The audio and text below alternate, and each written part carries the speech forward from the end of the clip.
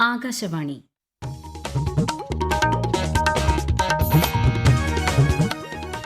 നമസ്കാരം. പ്രത്യേക വാർത്താ ബുള്ളറ്റിൻ വായിക്കുന്നത് സോഫിയ ഡാനിയൽ. പ്രധാന വാർത്തകൾ. പശ്ചിമേഷ്യൻ സംഘർഷം അവസാനിപ്പിക്കുന്നത് ലക്ഷ്യമിട്ട് അമേരിക്കയും ഇറാനുമായുള്ള ചർച്ച ഇസ്ലാമാബാദിൽ തുടരുന്നു. രാജ്യത്തെ നിയമസഭാ തെരഞ്ഞെടുപ്പ് പ്രക്രിയയ്ക്ക് വിദേശ പ്രതിനിധി സംഘത്തിന്റെ അഭിനന്ദനം. തിരഞ്ഞെടുപ്പിലെ സുതാര്യത പ്രശംസനീയമെന്നും സംഘം. കോട്ടയം ജില്ലയിലെ ഉദയനാപുരത്ത് പക്ഷിപ്പനി സ്ഥിരീകരിച്ചു. പ്രതിരോധ നടപടി സ്വീകരിച്ച് ജില്ലാ ഭരണകൂടം. സംസ്ഥാനത്ത് തിങ്കളാഴ്ച വരെ ഉയർന്ന താപനില തുടരുമെന്ന് കേന്ദ്ര കാലാവസ്ഥാ വകുപ്പ്. ഒറ്റപ്പെട്ട ഇടങ്ങളിൽ ഇടിമിന്നലോട് കൂടിയ മഴയ്ക്കും സാധ്യതയെന്ന് മുന്നറിയിപ്പ്. വാർത്തകൾ വിശദമായി. പശ്ചിമേഷ്യൻ സംഘർഷം അവസാനിപ്പിക്കുന്നതിന് മുന്നോടിയായി അമേരിക്കയും ഇറാനും ഇസ്ലാമാബാദിൽ ചർച്ച പുരോഗമിക്കുന്നു.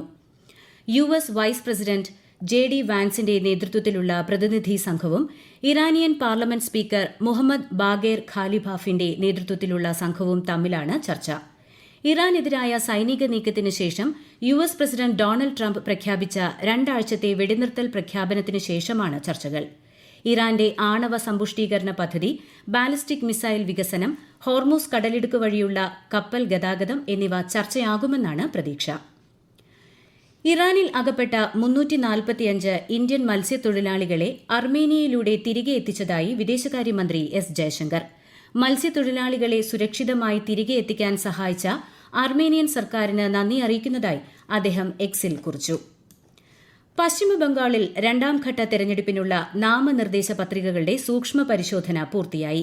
ആകെ സമർപ്പിച്ച 1525 പത്രികകളിൽ 1463 സ്വീകരിച്ചു. പത്രിക പിൻവലിക്കാനുള്ള അവസാന തീയതി ഏപ്രിൽ 13. രണ്ടാംഘട്ട തെരഞ്ഞെടുപ്പ് 29 നടക്കും. ഈ മാസം 23 വോട്ടെടുപ്പ് നടക്കുന്ന തമിഴ്നാട്ടിലും ബംഗാളിൽ ആദ്യഘട്ട വോട്ടെടുപ്പിനുമുള്ള പ്രചാരണം ഊർജിതമായി പുരോഗമിക്കുന്നു. തമിഴ്നാട് ആഭ്യന്തര സെക്രട്ടറി ധീരജ് കുമാറിനെ തിരഞ്ഞെടുപ്പ് കമ്മീഷൻ സ്ഥലം മാറ്റി. മണിവാസനായിരിക്കും പുതിയ ആഭ്യന്തര സെക്രട്ടറി. Chief secretary, vigilance DGP, Chennai police commissioner തുടങ്ങിയവരെയും നേരത്തെ സ്ഥലം മാറ്റിയിരുന്നു. രാജ്യത്തെ നിയമസഭാ തെരഞ്ഞെടുപ്പ് പ്രക്രിയയെ പ്രശംസിച്ച് വിദേശ പ്രതിനിധി സംഘം. കേന്ദ്ര തെരഞ്ഞെടുപ്പ് കമ്മീഷന്റെ ഇന്റർനാഷണൽ ഇലക്ഷൻ വിസിറ്റേഴ്സ് പ്രോഗ്രാമിന്റെ ഭാഗമായാണ് കേരളം ഉൾപ്പെടെയുള്ള സംസ്ഥാനങ്ങളിലെ തിരഞ്ഞെടുപ്പ് നടപടികൾ നേരിൽ കണ്ട് മനസ്സിലാക്കാൻ കഴിഞ്ഞ ദിവസങ്ങളിൽ പര്യടനം നടത്തിയത്. വിശദാംശങ്ങളിലേക്ക്. 22 രാജ്യങ്ങളിൽ നിന്നുള്ള 38 അംഗ സംഘമാണ് 2 ദിവസത്തെ സന്ദർശനത്തിനായി കേരളം, അസം, പുതുച്ചേരി എന്നിവിടങ്ങളിലെത്തിയത്. വോട്ടെടുപ്പിനുള്ള ഒരുക്കങ്ങൾ, പോളിംഗ് സാമഗ്രികളുടെ വിതരണം, വോട്ടെടുപ്പ് തുടങ്ങിയവ നേരിൽ കാണാൻ സംഘത്തിന് അവസരം ലഭിച്ചു. മികച്ച പോളിംഗ് ശതമാനം അഭിനന്ദനാർഹമാണെന്ന് വിദേശ സംഘം അറിയിച്ചതായി തെരഞ്ഞെടുപ്പ് കമ്മീഷൻ പ്രസ്താവനയിൽ പറഞ്ഞു. തെരഞ്ഞെടുപ്പ് പ്രക്രിയ വീക്ഷിക്കാൻ അവസരം നൽകിയതിന് സംഘം നന്ദി അറിയിച്ചു. തെരഞ്ഞെടുപ്പിലെ സുതാര്യത, മികവ്, പ്രതിജ്ഞാബദ്ധത തുടങ്ങിയവ പ്രശംസനീയമാണെന്നും വിദേശ സംഘം വ്യക്തമാക്കി. ക്രൊയേഷ്യൻ പ്രതിനിധി ജനാധിപത്യത്തിന്റെ ഉത്സവമെന്നാണ് ഇന്ത്യൻ തെരഞ്ഞെടുപ്പ് പ്രക്രിയയെ വിശേഷിപ്പിച്ചത്. പോളിംഗ് സ്റ്റേഷനുകളിൽ ഏർപ്പെടുത്തിയ വെബ്കാസ്റ്റിംഗ് സംവിധാനം CCTV കൺട്രോൾ റൂമിൽ നിന്നും സംഘം വീക്ഷിച്ചു. കൊച്ചി, തിരുവനന്തപുരം എന്നിവിടങ്ങളിൽ നടന്ന മോക്ക് പോൾ നേരിൽ കണ്ട വിദേശ സംഘം കേരളത്തിലെ ജെൻസി പ്രമേയത്തിൽ ഒരുക്കിയ പോളിംഗ് ബൂത്തിനെ പ്രത്യേകം പരാമർശിക്കുകയും ചെയ്തു. News desk, Akashvani.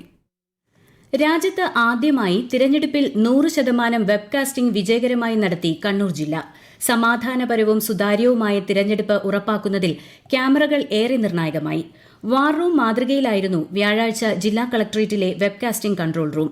ജില്ലയിലെ 2183 പോളിംഗ് സ്റ്റേഷനുകളിൽ സ്ഥാപിച്ച 4366 ക്യാമറ ദൃശ്യങ്ങളിലൂടെയാണ് തിരഞ്ഞെടുപ്പ് നിരീക്ഷിച്ചത്.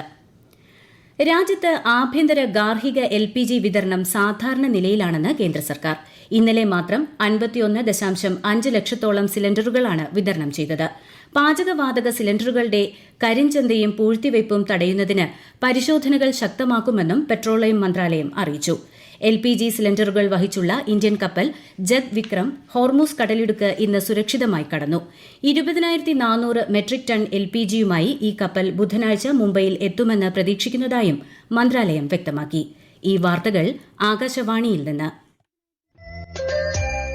ആകാശവാണി വാർത്തകളും വാർത്താധിഷ്ഠിത പരിപാടികളും All India Radio News Thiruvananthapuram YouTube ചാനലിലും All India Radio News Thiruvananthapuram Facebook പേജിലും AR News_ തിരുവനന്തപുരം ഇൻസ്റ്റഗ്രാം അക്കൌണ്ടിലും AR News_TVM X ഹാൻഡിലും ലഭ്യമാണ്. ഇന്ത്യയുടെ ഡിജിറ്റൽ പണം കൈമാറ്റ സംവിധാനമായ യൂണിഫൈഡ് പേയ്മെന്റ് ഇന്റർഫേസ് UPI പ്രവർത്തനം ആരംഭിച്ചിട്ട് ഇന്ന് 10 വർഷം പൂർത്തിയായി. ആഗോള തത്സമയ പണമിടപാടുകളിൽ UPIക്ക് ഏകദേശം 49% വിഹിതമുള്ളതായാണ് ധനകാര്യ മന്ത്രാലയത്തിന്റെ കണക്ക്. 2016 നാഷണൽ പേയ്മെന്റ്സ് കോർപ്പറേഷൻ ഓഫ് ഇന്ത്യയാണ് ഡിജിറ്റൽ പണം കൈമാറ്റ സംവിധാനമായ UPI ആരംഭിച്ചത്. നിലവിൽ 691 ബാങ്കുകളുമായി UPI ബന്ധിപ്പിച്ചിരിക്കുന്നു. പശ്ചിമഘട്ടത്തിൽ പുതിയൊരു സസ്യത്തെ കണ്ടെത്തി കേരളത്തിലെ സസ്യ ഗവേഷക സംഘം. പാലക്കാട് ജില്ലയിലെ നെല്ലിയാമ്പതി, തിരുവനന്തപുരത്തെ പൊന്മുടി എന്നിവിടങ്ങളിൽ നിന്നാണ് ഇവയെ കണ്ടെത്തിയത്.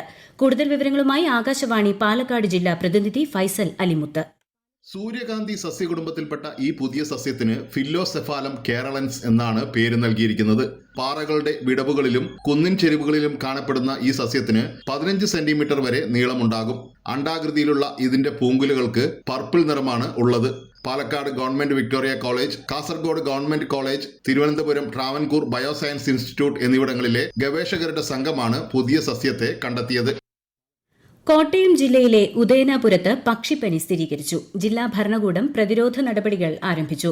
വൈക്കം താലൂക്കിലെ ഉദയനാപുരം ഗ്രാമപഞ്ചായത്തിൽ 16-ാം വാർഡിലാണ് പക്ഷിപ്പനി സ്ഥിരീകരിച്ചത്.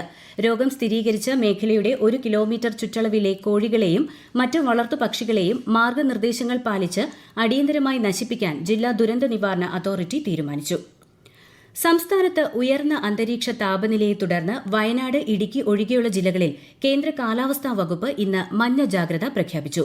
മറ്റന്നാൾ വരെ പാലക്കാട് ജില്ലയിൽ 40 ഡിഗ്രി വരെയും കൊല്ലം ജില്ലയിൽ 39 ഡിഗ്രി വരെയും പകൽ താപനില ഉയരും. അതേസമയം വേനൽ ചൂടിന് ആശ്വാസമായി ചിലയിടങ്ങളിൽ മഴയെത്തി. ഒറ്റപ്പെട്ട ഇടങ്ങളിൽ ഇടിമിന്നലോട് കൂടിയ മഴയ്ക്ക് സാധ്യതയുള്ളതിനാൽ ജാഗ്രത പാലിക്കണമെന്നും നിർദ്ദേശമുണ്ട്. IPL ക്രിക്കറ്റിൽ Delhi Capitals Chennai super Kings മത്സരം പുരോഗമിക്കുന്നു. ടോസ് നേടിയ ഡൽഹി ക്യാപിറ്റൽസ് ചെന്നൈ സൂപ്പർ കിങ്സിനെ ബാറ്റിംഗിനയച്ചു. മലയാളി താരം സഞ്ജു സാംസൺ അർദ്ധ സെഞ്ചുറി നേടി ബാറ്റ് ചെയ്യുകയാണ്.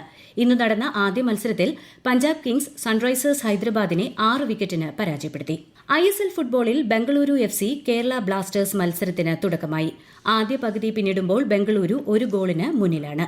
കർണാടകയിലെ ചിക്കമംഗളൂരുവിൽ വിനോദയാത്രയ്ക്കിടെ കാണാതായി മരിച്ച നിലയിൽ കണ്ടെത്തിയ പാലക്കാട് സ്വദേശിനി ശ്രീനന്ദയുടെ സംസ്കാരം നടന്നു. ഐവർ മഠം ശ്മശാനത്തിൽ ബന്ധുക്കളുടെയും നാട്ടുകാരുടെയും സാന്നിധ്യത്തിലായിരുന്നു സംസ്കാര ചടങ്ങുകൾ.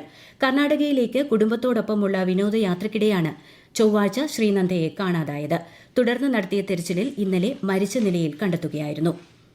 കണ്ണൂർ അഞ്ചരക്കണ്ടി മെഡിക്കൽ കോളേജിൽ 1-ാം വർഷ BDS വിദ്യാർത്ഥി ആശുപത്രി കെട്ടിടത്തിൽ നിന്ന് വീണു മരിച്ച സംഭവത്തിൽ 2 പേരെ സസ്പെൻഡ് ചെയ്തു. അധ്യാപകരായ ഡോക്ടർ റാം, ഡോക്ടർ സംഗീത എന്നിവരെയാണ് സസ്പെൻഡ് ചെയ്തത്. തിരുവനന്തപുരം സ്വദേശി നിധിൻ രാജ് ആണ് മരിച്ചത്. വകുപ്പ് മേധാവിയുടെ മാനസിക പീഡനമാണ് മരണത്തിന് കാരണമെന്ന് കുടുംബം ആരോപിച്ചിരുന്നു.